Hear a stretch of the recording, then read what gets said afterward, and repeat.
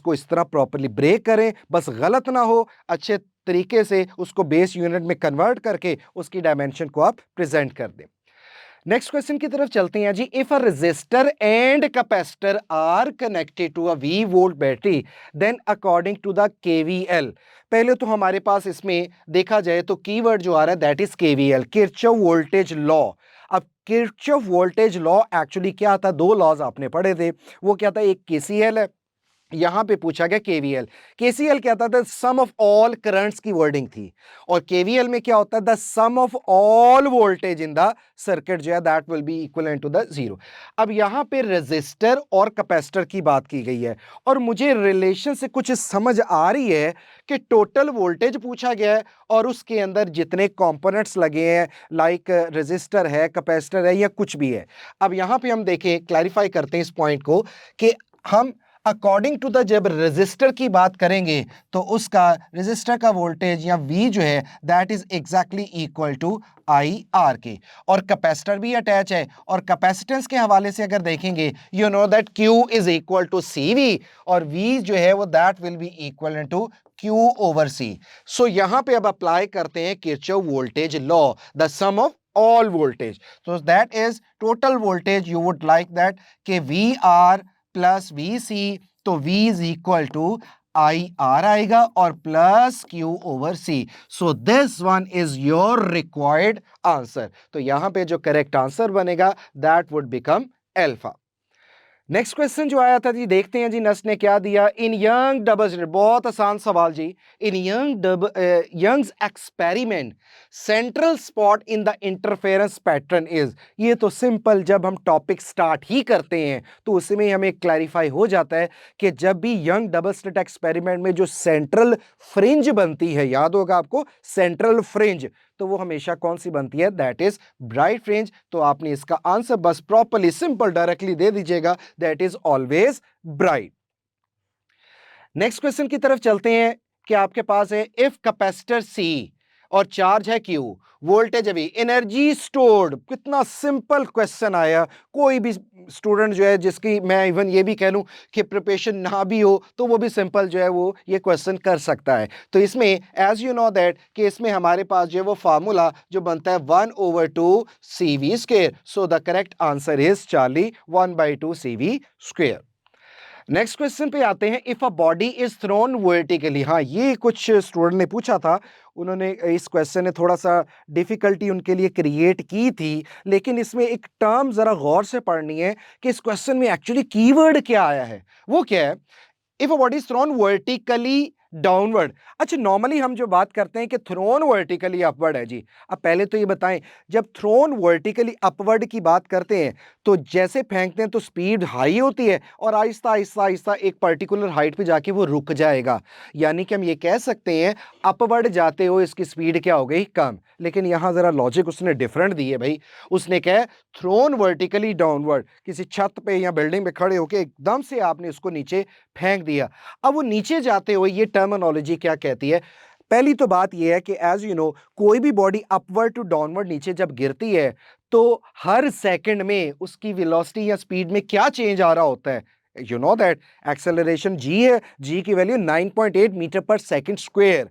तो हर सेकंड में 9.8 मीटर पर सेकंड का चेंज आ रहा होता है। लेकिन जैसे वो तब होगा जब हम बात करें कि बॉडी को ड्रॉप किया। वर्ड गौर कीजिएगा, यहां पे थ्रो किया। थ्रो और ड्रॉप में फर्क है। मैं अगर बिल्कुल बिल्डिंग से, बॉल है मेरे हाथ में इस वक्त, उसकी वेलोसिटी है 0, अब मैंने बस उसको छोड़ दिया, अब ड्रॉप है। अब ड्रॉप हो किया तो नीचे जाते हुए हर पॉइंट पे हर सेकंड बाद कह दें या ग्राउंड के करीब जाते जाते उसकी स्पीड क्या होगी? वो बढ़ती चली जाएगी। लेकिन यहां केस डिफरेंट है, thrown vertically downward such that its velocity at the top is greater. ले जी, उसने सारी टर्मिनोलॉजी क्लैरिफाई कर दी कि ग्राउंड पे जा रही है, लेकिन इसका ख्याल रखना है जब उसको फेंका गया था उसकी वेलोसिटी ज्यादा थी। इनडायरेक्टली मतलब ये हुआ कि नीचे जाते हुए उसकी स्पीड जो है, वेलोसिटी जो है, वो पहले से कम थी। तो ये हम एनालिसिस इसका कर सकते हैं कि फेंकने से जब आपने उसको थ्रो किया है वेलोसिटी ज्यादा है और ग्राउंड जो है वहां पे जाते हुए इसकी वेलोसिटी पहले की निस्बत क्या है? कम है। तो हम ये कह सकते हैं कि कॉन्टिन्यूली आपके पास जो वेलोसिटी है वो क्या कर गई? डिक्रीज कर गई। और एज यू नो कि वेलोसिटी अगर डिक्रीज कर रही है तो acceleration would be negative. Exactly. So यहां पे जो आपके पास करेक्ट आंसर आएगा that is beta, which is negative. Next question पे चलते हैं। If in a cathode ray, CRO आपने जरूर इसको स्टडी किया होगा, सीआरओ विच कंट्रोल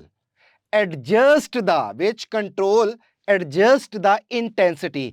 अब एक बात तो हमेशा याद रखें, ये जब भी वर्ड इंटेंसिटी टर्म आती है ये एक्चुअली नंबर्स को रिप्रेजेंट करती है। It could be number of like particles, number of photons, number of electrons. यानी कि ये जो नंबरिंग्स होती है पार्टिकल्स की, ये एक्चुअली उसको कहते हैं दैट इज इंटेंसिटी। अगर पार्टिकल ज्यादा है तो इंटेंसिटी ज्यादा होगी, कम है तो इंटेंसिटी कम होगी। तो मेरे ख्याल से इस क्वेश्चन के अंदर जो ऑप्शन दी हैं, आंसर एक्चुअली क्वेश्चन के अंदर ही छुपा हुआ है और उसने वैसे बता ही दिया है। Intensity of electron striking the screen.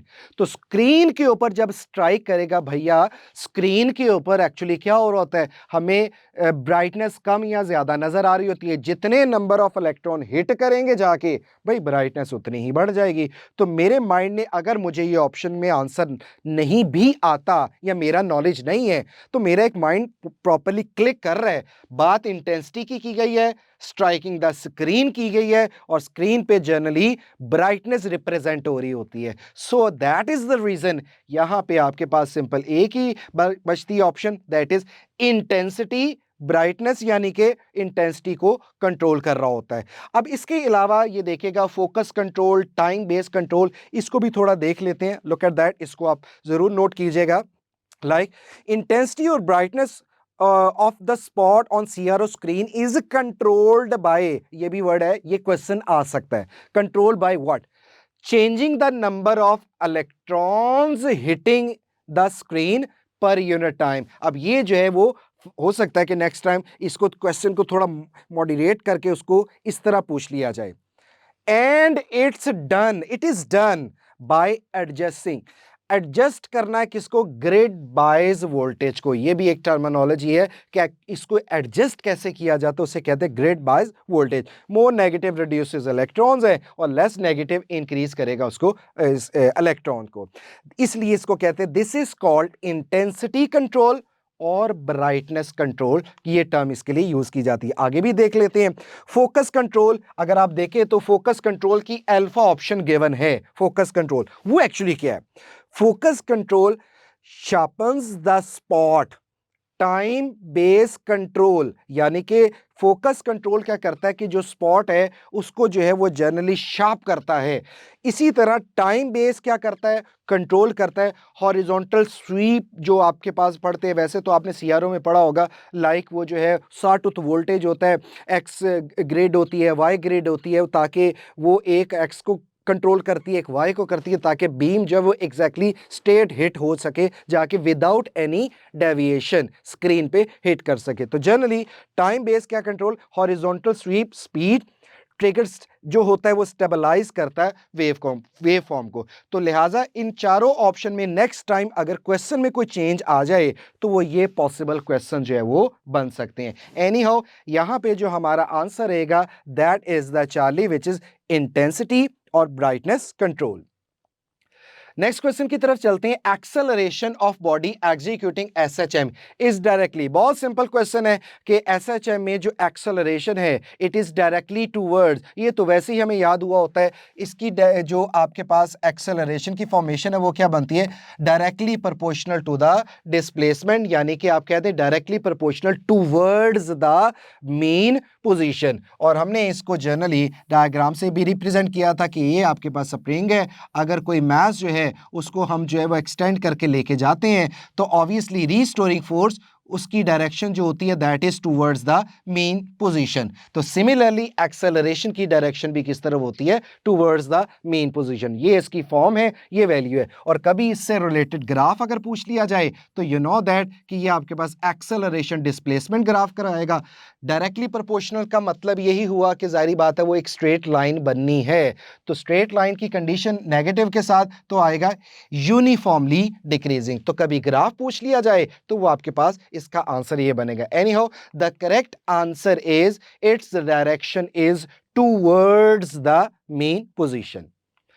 Next है जी, what is the full form of laser? देखें जी, बच्चों वाला सवाल बिल्कुल सिंपल कि जी फुल फॉर्म ऑफ लेजर क्या है? Light amplification by stimulated emission of radiation. तो इसमें तो भाई क्या सोचना और क्या देखना, सिंपल सी बात है कि इसका जो करेक्ट आंसर है दैट इज अल्फा। बाकी इससे कोई ऐसा ऑप्शन रिलेट नहीं करती है।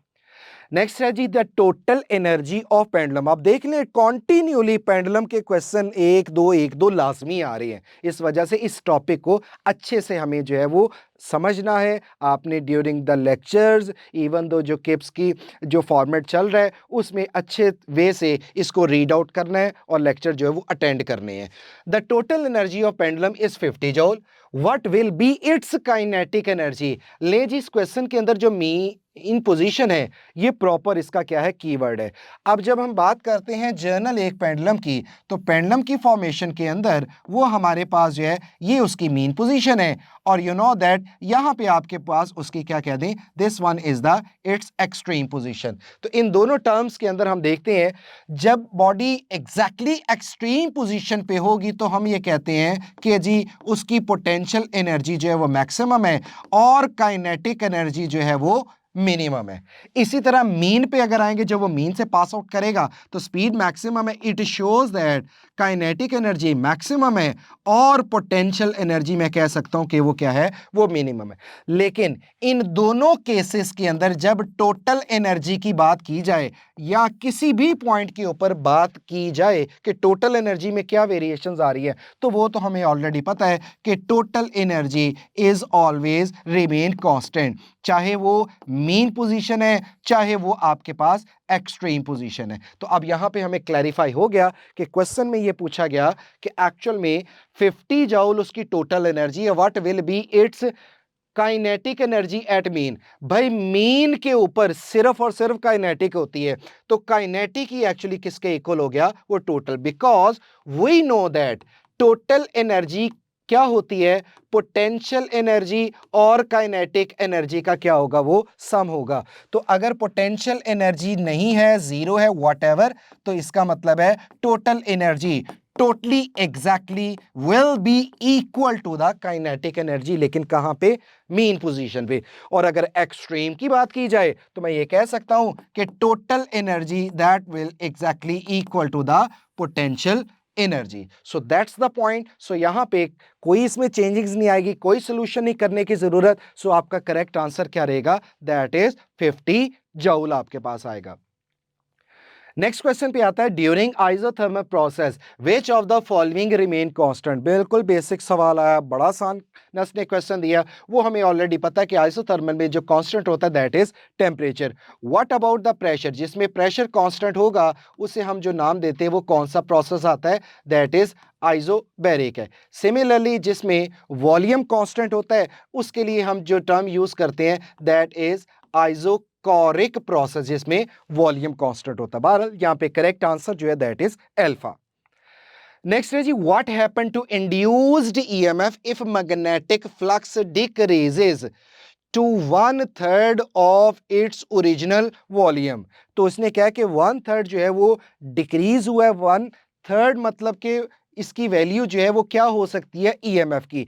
अगर तो हमें ईएमएफ और चेंज इन फ्लक्स के दरमियान रिलेशन पता चल जाए कि ये आपके पास डायरेक्ट रिलेशन है या फिर इनवर्स रिलेशन है, तो हम फौरन से आंसर दे सकते हैं। तो इससे पहले according to Faraday's law we know that कि EMF is equal to N del phi, जो कि चेंज इन फ्लक्स है, ओवर टाइम है। तो मैं यहां पे क्लैरिफाई कर सकता हूं, it is directly proportional to the change in flux है। तो अब आप हमारी जो है वो प्रॉब्लम जो है वो सॉल्व हो गई कि चेंज इन फ्लक्स जो है दैट इज डिक्रीजेस। वो क्या वर्ड लिखा है? 1/3 है।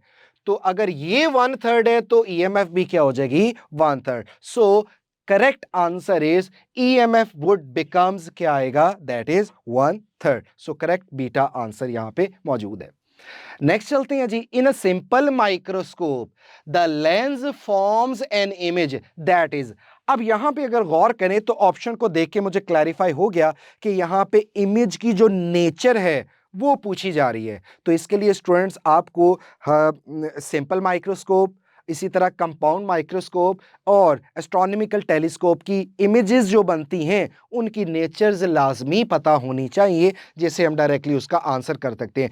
इसका सिंपलेस्ट मेथड एक्चुअली, एक बात तो याद रखिएगा, एक्चुअल में जो टर्म आती है, ये जो माइक्रोस्कोप हो, सिंपल या कंपाउंड टेलीस्कोप, इनकी जो फाइनल इमेजेस होती हैं जो इंस्ट्रूमेंट से बनती है, वो एक वर्ड तो आता ही आता है and that is the virtual. अब वर्चुअल की वर्डिंग एग्जैक्टली अगर आप देखें तो बी ऑप्शन में मौजूद ही नहीं है। तो इसका मतलब है ये ऑप्शन तो बिल्कुल भी पॉसिबल नहीं हो सकती है। अल्फा में लिखा है virtual upright and magnified, Charlie में लिखा है virtual and inverted, delta virtual and diminished. अब यहां पे तीन टर्मिनोलॉजीज आती हैं, मैग्नीफाई तो हो ही रहा है, देखा जाए तो इसी तरह चेक करना कि वो इन्वर्टेड है या अपराइट है। तो लिहाजा यहां पे आपके पास फिलहाल जो करेक्ट आंसर बनता है सिंपल माइक्रोस्कोप का जो फाइनल इमेज है वो वर्चुअल होती है जी, अपराइट होती है और साथ क्या होगा? Magnified. What if it would be ask about the compound microscope और टेलीस्कोप? उसके लिए जरा ये देखिएगा टेबल। जनरली सिंपल माइक्रोस्कोप है, पहली बात है objective object position relative to the lens. अच्छा, ये भी क्वेश्चन पॉसिबल है, बन सकते हैं कि हमें ऑब्जेक्ट को, सिंपल माइक्रोस्कोप है, कंपाउंड है, टेलीस्कोप है, किस पोजीशन पे रखें कि आपके पास उसकी इमेज जो है वो मैग्नीफाई हो जाए, क्लियर हो जाए, हम उसको इजीली ऑब्जर्व कर सकें। सो सिंपल माइक्रोस्कोप है तो कहां पे ऑब्जेक्टिव का? Between lens and the focal length के दरमियान रखा जाएगा और इसकी फाइनल इमेज जो बनेगी उसकी जो प्रॉपर नेचर है वर्चुअल है, अपराइट है और मैग्नीफाइड है। और यही हमारा जो है वो यहां पे आंसर मौजूद है। What if it's a compound microscope? Compound microscope जो है, पहली बात है ये क्वेश्चन पॉसिबल है कि भाई ऑब्जेक्ट को कहां रखना है। तो remember that just beyond F not. F not क्या है? ऑब्जेक्टिव की focal length of the objective, F not of objective. इसकी जो फाइनल इमेज की नेचर, क्योंकि कंपाउंड में याद रखिएगा, वो याद होगा, दो इमेजेस बनती है, with reference to the object है और with reference to the intermediate image. तो बात हो रही है फाइनल इमेज की। वर्चुअल होगी, वही मैंने बात की, वर्चुअल वर्ड तो आना ही आना भाई। इन्वर्टेड है, रिलेटिव टू ऑब्जेक्ट है, हाईली क्या होगी? वो मैग्नीफाइड होगी। इस टर्म को भी आपने याद रखना है कि आपके पास इन्वर्टेड और हाईली मैग्नीफाइड ये टर्म बनेगी। अगर वो हो टेलीस्कोप, तो टेलीस्कोप के अंदर सारी बात objective in terms of the हम इन्फिनिटी बात करते हैं, बात वहीं पे आ गई कि ये वर्चुअल होगी, इन्वर्टेड है रिलेटिव टू ऑब्जेक्ट और साथ साथ क्या होगा मैग्नीफाई। तो आई होप सो आप इसको अंडरस्टैंड कर गए। बात हो रही थी सिंपल माइक्रोस्कोप की, तो फाइनल इमेज की हमने बतानी उसकी नेचर, और वो जो नेचर आपको जो मिलती है वो आपके पास आंसर जो बनता है that is alpha. Next question की तरफ चलते हैं। बहुत ये कभी 9th क्लासेस के अंदर हमने प्रैक्टिकल्स और डिफरेंट चैप्टर्स के अंदर जो है वो हम इसको डिस्कस कर रहे होते हैं। Least count of vernier caliper, वैसे जनरली जो हमने रटा होता है वो क्या है 0.01 सेंटीमीटर, लेकिन इसके अलावा भी टर्म्स बनती हैं 0.1 मिलीमीटर एग्जैक्टली, ये भी पॉसिबल है। 0.01 सेंटीमीटर ये भी ठीक लिखा है, और 0.0001 मीटर कन्वर्जन करें ये भी बिल्कुल ठीक है। सो इसका जो करेक्ट आंसर डियर स्टूडेंट्स बनेगा and that is data which is all of these आपके पास आएगा। जैसे मैं एक टर्म्स को सॉल्व करता हूं, लुक एट दैट, जो सेंटीमीटर है उसका मतलब होता है 10⁻⁻², मिली का मतलब क्या होता है -1। लुक एट दैट, ये 0.1 है, अगर मैं इसको रिलेट कर दूं मिली को कहा जाए, ये आपके पास -3 मीटर है, और इसको फर्दर मैं जो है 10⁻⁻1 कर दें और इसको -2 कर दें, तो यू नो दैट ये पूरा फैक्टर एक तरफ, इसको इस पे डिवाइड करें इट वुड बिकम्स 0.01, और ये होता है सेंटी और साथ क्या आएगा मीटर। तो यहाँ पे ये उसको अगर एलाबोरेट करें फर्दर तो वो इसमें आ जाएगा। सिमिलरली वो मीटर में भी आप इसी तरह कन्वर्ट कर सकते हैं। Any how delta is the correct answer. अब इसमें एक टर्म्स और है कि ज़रूरी नहीं है कि यहाँ पे आपके से पूछा गया वर्नियर कैलिपर, इंस्ट्रूमेंट की टर्म्स में यहाँ पे थोड़े से लिखी है वो ज़रा देख लीजिएगा कि लाइक अगर हम बात करते हैं मीटर रॉड की, मैं थोड़ा सा इसको यहाँ से रब कर दूं ताकि क्लैरिफाई हो जाए। तो इसमें हमारे पास क्या आएगा, अगर मीटर रॉड है तो अगर पूछा जाए जी इसका लीस्ट काउंट क्या है, तो उसकी वैल्यू 1 मिलीमीटर या 0.1 सेंटीमीटर, ये भी याद रखने, हो सकता है नेक्स्ट टाइम ये पूछ लिया जाए। वर्नियर कैलिपर आपने ऑलरेडी इसके बारे में बता दिया जो हमें इस बार क्वेश्चन आया। स्क्रू गॉज एग्जैक्टली ये क्या है 0.01 मिलीमीटर या फिर 0.001 सेंटीमीटर। तो इनके भी लीस्ट काउंट कम से कम इन 3 इंस्ट्रूमेंट के हमें याद होने चाहिए। नेक्स्ट चलते हैं जी। If the wavelength and scattering angle are known, then the Compton shift, बड़ा सिंपल है जी स्टूडेंट्स। क्या पूछा गया कि जी बताइएगा कि कॉम्पटन शिफ्ट जो है उसका जनरल फार्मूला क्या है, तो इसमें तो मेरे ख्याल से सोचने की बात ही नहीं है। तो इसका जनरल जो फार्मूला बनता है H/mc into 1 minus cos theta. हाँ ये बात जरूर हो सकती है कि अगर कोई एंगल दे दिया जाए तो कॉम्पटन शिफ्ट के बारे में अगर कोई चीज पूछ ली जाए तो बताइएगा क्या होगा। लेट सपोज मैं बात करता हूं कि number 1 if theta is equal to 90, तो आपके पास जो कॉम्पटन शिफ्ट की रिलेशन है वो क्या बनेगी H/m इंटू सी आ जाएगा अकॉर्डिंग टू दिस ऑप्शन। ये आ जाएगा cos 90 किसके इक्वल हो जाएगा, वो 0 के इक्विवेलेंट हो जाएगा। इस तरह बहुत सारी टर्म्स पूछी जा सकती हैं। लाइक अगर मैं कहूं कि इफ थीटा जो है that is equal to 180 degree, तो look at that delta lambda is equal to H/mc आएगा। 1 माइनस तो ऑलरेडी है, cos 180 किसके इक्वल होगा -1 के। सो इसका रिक्वायर्ड आंसर जो होगा दैट विल बी 2H/mc। ये भी पॉसिबल है, पूछ लिया जाए। अब बताइएगा लेट सपोज हम बात करते हैं कि if theta is equal to let suppose वो 0 डिग्री है। जी बताइएगा अगर वो 0 डिग्री है, यहीं पे अप्लाई कर दे 1 माइनस कॉस 0 की वैल्यू कितनी होती है 1, तो 1 माइनस 1 दैट वुड बिकम्स 0। तो कॉम्पटन शिफ्ट जो है उसका पूरा फैक्टर जो है वो किसके इक्वल आ जाएगा, वो 0 के। इसी तरह 60 डिग्री हो सकता है, 45 डिफरेंट वैल्यूज हो सकती हैं। तो इस पैटर्न के अकॉर्डिंग भी हमें याद रखना है कि सिर्फ फार्मूला नहीं, उसके अंदर जो रिलेशंस या एंगल है वो भी हमसे पूछे जा सकते हैं। बहरहाल यहां पे जो हमारे पास करेक्ट आंसर है दैट इज अल्फा। नेक्स्ट चलती है जी। If a particle move from position vector, ये आपको दिया है दैट इज आप कह दे सपोज r1 है और r2 की वैल्यू वो आपके पास गिवन है 4i plus j unit vector plus k है and the force applied f दिया हुआ है, देन द वर्क डन। अब क्वेश्चन को देखते ही मुझे क्लैरिफाई ये हुआ कि सारी जो टर्म्स है वो आपको यूनिट वेक्टर की फॉर्म में दी गई हैं। तो पहले तो मेरे माइंड में ज़रूर ये आएगा कि एक्चुअल में वर्क का रिलेशन जो होता है फार्मूला वो होता है एफ डॉट डी। फिर मैंने ये सोचना है कि किसी एक का मैग्नीट्यूड तो नहीं लेना, भाई ज़रूरत ही नहीं मैग्नीट्यूड लेने की, ये भी यूनिट वेक्टर की फॉर्म में है और डिस्प्लेसमेंट अभी हम देखते हैं जब निकालेंगे तो वो भी यूनिट वेक्टर की फॉर्म में ही है। जैसे लुक एट दैट, ले जी चेक करते हैं। ये आपके पास R1 है, उसकी वैल्यूज मैं यहाँ पे लिख रहा हूँ, दैट इज I है, और प्लस 2J आपके पास, और प्लस आपके पास क्या है 3K। ये यूनिट वेक्टर है, ऑब्वियसली इनकी कैप्स की फॉर्मेशन में बता रहा हूँ। ये आपके पास हो गया। और दूसरा पॉइंट जो है दैट इज R2, वो किस पोजीशन के ऊपर है वो हम चेक कर लेते हैं। That is 4I cap plus J आ गया और प्लस आपके पास क्या आ गया K।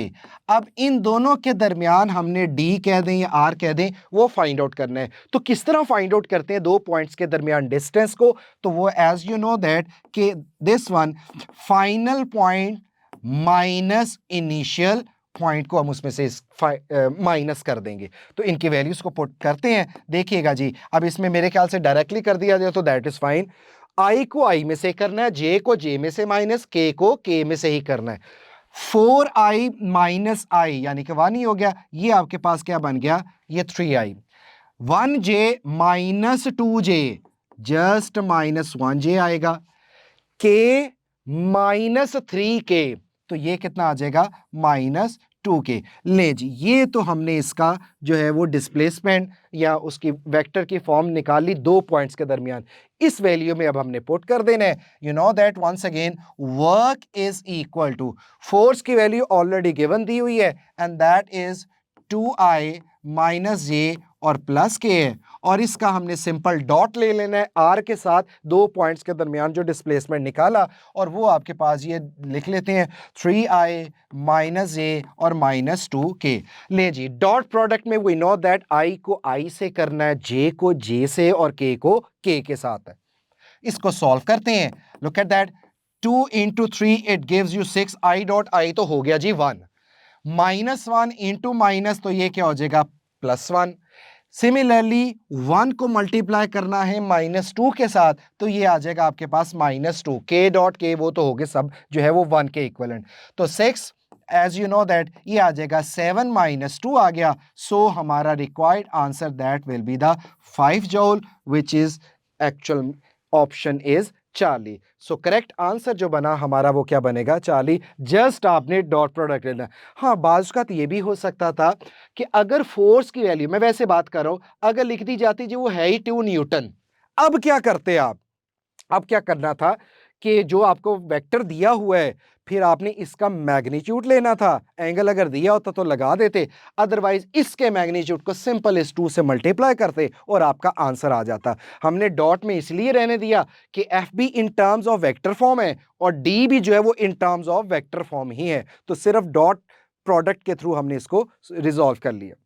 नेक्स्ट क्वेश्चन पे चलते हैं। If two vectors are given and they are found to be perpendicular then their dot product. मेरे ख्याल से ये तो बहुत ही सिंपल क्वेश्चन नस ने दिया कि जी बताइएगा कि अगर दो वेक्टर्स आपस में परपेंडिकुलर हैं तो उनका डॉट प्रोडक्ट क्या होगा। भाई क्या होगा, सिंपल सी बात है, that will be equivalent to the zero. You know that कि आपके पास A vector dot B vector अगर वो परपेंडिकुलर है तो कॉज ऑफ 90 आएगा। तो ख्याल रखिएगा A dot B that gives you zero value. तो आंसर यहाँ पे जो आपके पास करेक्ट बनेगा दैट इज बीटा। अब यहाँ पे आपसे मैं वैसे शेयर कर लेता हूँ कि अगर क्रॉस प्रोडक्ट पूछा जाए या सेल्फ क्रॉस प्रोडक्ट पूछा जाए, लाइक मैं एग्जाम्पल की फॉर्म में पूछता हूँ आपसे, ए वेक्टर और क्रॉस दिया हो ए वेक्टर, सेल्फ प्रोडक्ट की बात कर रहा हूं। As you know that A magnitude और साथ एंगल जो बनता है वो आपके पास कौन सा बनेगा, साइन ऑफ जीरो। अब यहाँ पे A cross A that gives you value तो आ रही है जीरो, लेकिन ऑप्शन में लिखा हुआ है, एक ऑप्शन में लिखा है जीरो और बी ऑप्शन में प्रॉपरली लिखा हुआ है नल वेक्टर। अब बताएं आप किसको करेक्ट करेंगे। So the correct answer will be beta which is a null vector, because cross product जो मैग्नीट्यूड कह दें या उसका रिजल्ट ज़्यादा बेटर वर्ड है, जो रिजल्ट देता है वो कौन सी क्वांटिटीज़ देता है, वो होती हैं जी वेक्टर क्वांटिटीज़। हाँ, क्रॉस प्रोडक्ट ए क्रॉस ए, तो आंसर क्या आएगा? Null vector. अब वर्ड्स अगला सुनिएगा, अगर ये होता the magnitude of A cross ए, अब वर्ड आ गया मैग्नीट्यूड का, तब आपने आंसर क्या देना था? 0 देना था, क्योंकि इसमें तो कोई फर्क नहीं पड़ता, लेकिन वेक्टर वाली टर्म के अंदर ये क्रॉस प्रोडक्ट की फॉर्म में ये वर्ड इंपॉर्टेंस रखती हैं। सो करेक्ट आंसर आपका इस वक्त जो है that is beta. Next question पे चलते हैं। When a photon with energy 0.9 mega electron, ये क्वेश्चन कुछ टर्म समझ लें कि मेमोरी बेस्ड आ गया, तो स्टूडेंट्स इस चीज़ का आपने ख्याल भी रखना है। मैं पहले भी बात की थी, न्यूमेरिकल्स कंसेप्चुअल आज हम सॉल्व कर रहे होते हैं, लेकिन कहीं ना कहीं एक चीज़ इग्नोर ज़रूर कर जाते हैं अपनी टेक्स्ट बुक के अंदर, जो साइड इंफॉर्मेशंस हैं या कुछ मेमोरी बेस्ड क्वेश्चन है, वो हम कहते हैं ये कौन से आने हैं, लेकिन उनके भी बहुत चांसेस होते हैं आने के, तो प्लीज उसको इग्नोर आपने नहीं करना। जैसे ये है 0.9 mega electron volt emitted, what factor occurs. पहले तो हम इसका आंसर आप क्या कहते हैं कि कौन सा होगा, हमें थोड़ा बहुत माइंड क्लिक जरूर करता है कि यार ये जो पेयर प्रोडक्शन थी ना, that is greater than 1.02 mega electron volt. इसी तरह फोटो इलेक्ट्रिक क्या था? लेस देन आपने कभी कहा था 0.5 मेगा इलेक्ट्रॉन वोल्ट। अब यहां पे जो क्या है 0.9 है, यानी कि उसके और इसके दरमियान में, तो बात क्लियर हो गई कि 1.02 यानी कि पेयर प्रोडक्शन और फोटो इलेक्ट्रिक इफेक्ट के दरमियान जो इफेक्ट आता है वो कौन सा आएगा? Compton effect. So our correct answer is beta which is Compton effect. थोड़ा सा इसको एलैबोरेट कर लेते हैं कुछ टर्म्स को। प्रोसेस है इन जनरल, मैंने वर्ड बस दिया, एनर्जीज का समझ आएगा। एनर्जीज की यहाँ पे बात क्या की जा रही है जो कि उसके लिए रिक्वायर्ड या उस प्रोसेस में जो है वो यूजफुल होती है। फोटो इलेक्ट्रिक इफेक्ट है तो less than 0.5 mega electron volt है, pair production more than 0.02 mega electron volt है, और Compton effect at intermediate terminology mean to say in between you could say photo electric effect and pair production. तो लिहाजा हमें अगर ना भी पता हो तो हमें क्लियर हो गया कि ये 1.02 था, ये पॉइंट, इनके दरमियान में जो कॉम्पटन इफेक्ट आता भाई यही फिर प्रोसेस होगा इतनी एनर्जी के लिए। सो correct answer beta. Entropy is the measure of, बिल्कुल जी, देखिए जी नस्ट वालों ने बड़े इसमें मेहरबानी की है कि सिंपल सा सवाल दिया, entropy is measure of, obviously किस चीज का होता है भाई? ठीक है, दैट इज डिसऑर्डर। और इसमें एज यू नो दैट जो रिलेशन आप यूज करते हैं दैट इज प्लस माइनस कह दें Q ओवर T आप कह दें, ये जनरल फार्मूला है, और अगर इसका यूनिट अगर आप रिलेट करेंगे that will be the joule पर केल्विन। आगे चलते हैं। Magnitude of resultant of two forces is F. If the magnitude of each force is also F, then angle between the forces must be. अब यहां पे हमने देखना है, पहले तो हम इस क्वेश्चन को सॉल्व करेंगे और फिर इन द एंड जाके इसका किप्स एक्चुअली मास्टर मेथड के थ्रू कि क्वेश्चन देख के आंसर कैसे किया जा सकता है इस टाइप के क्वेश्चन को, वो हम देखेंगे। पहले तो हम इसको सॉल्व करते हैं कि एक्चुअल में ये क्या टर्म है। उसने बात की है दो वेक्टर्स है जी, उसका मैग्नीट्यूड है एफ, इवन दो जो रिजल्टेंट है उसका भी क्या है? मैग्नीट्यूड एफ है। तो अगर आप गौर करें तीन वेक्टर का अगर मैग्नीट्यूड सेम हो, अगर हम देखें मैथमेटिकली इसकी जो शेप बनेगी, ग्राफिकली तो नहीं मैं कहूंगा, ज्योमेट्रिकली ये क्या शेप बनती है? That is the triangle. तो लुक एट दैट, मैं यहां पे इसका सॉल्यूशन करता हूं फिर हमें क्लैरिफाई होगा कि ये आपके पास एक आपके पास vector, suppose this one is the F1, एक वेक्टर आपके पास F2 है, और ये जी इसका हम रिजल्टेंट वो क्या है? F1 ड्रॉ करते हैं। लेकिन ये बात का ख्याल रखना चाहिए, रिजल्टेंट F1 और F2 इन सब के मैग्नीट्यूड क्या है? वो सेम है। आइए जी इसको सॉल्व करते हैं। वी नो दैट कि अगर हम इसका मैग्नीट्यूड लें तो हमें ऑलरेडी पता है कि इसके फार्मूले क्या है कि ये आपके पास F1 स्क्वायर आएगा, ये जी F2 स्क्वायर आएगा, प्लस 2 F1 आ गया, F2 आ गया, और कॉज ऑफ थीटा यहां पे आ जाएगा। अब सबको एज एन एफ ही पुट करें और बोथ साइड पे आप स्क्वायर भी ले लें, बल्कि एक स्टेप और कर लेते हैं, वो आपके पास है एफ का मैग्नीट्यूड है, that will gives you the, ये आपके पास क्या बनेगा? एफ और एफ यहां पे क्या आ जाएगा? 2f स्क्वायर, क्योंकि हमने ऊपर बता दिया, और ये भी आ जाएगा 2f स्क्वायर आ गया, और cos of theta both side पे स्क्वायर करते हैं, F square is equal to 2f square plus 2f square into cos of theta. ये 2f स्क्वायर आके इधर माइनस होगा, it would becomes minus F square is equal to 2f square और ये आ जाएगा कॉज ऑफ थीटा। अब यहां पे अगर देखा जाए तो ये इससे कैंसिल हो गया, 2 इधर आके डिवाइड होगा, इट वुड बिकम्स -1/2 और ये आ जाएगा cause of theta. And theta you know that कि जब हम इसका कॉज इनवर्स, अगर तो ये होता 1/2 तो हमने डायरेक्टली इसका आंसर क्या देते, दैट इज 60 डिग्री पे कॉज की वैल्यू 1/2 आती है, but here is -1/2, so that is equivalent to the 120 degree. So this one is the correct answer, जो कि अकॉर्डिंग टू द ऑप्शन जो है वो कौन सा बनेगा, डेल्टा। अब ये तो हो गया एक जनरल फॉर्म। इस टाइप का जो क्वेश्चन होता है मैं अब आपको लेके चलता हूं, that is the kebs master method की तरफ। अब ये मास्टर मेथड के अंदर हम डायरेक्टली सिर्फ ड्रॉ करके उस टर्म को बता सकते हैं कि ये इसके दरमियान एंगल क्या है। तो बड़े ध्यान से देखिएगा पहली तो बात ये समझ आ गई भाई हमें कि ये इक्विलेटरल ट्रायंगल बनने जा रही है। अब ये देखिएगा, ये आपके पास वेक्टर है, this one is the F1, ये आपके पास वेक्टर है दैट इज F2, जिनके मैग्नीट्यूड सेम है, और इवन मैंने रिजल्टेंट भी जो ड्रॉ किया है वो क्या है, आपके पास F है।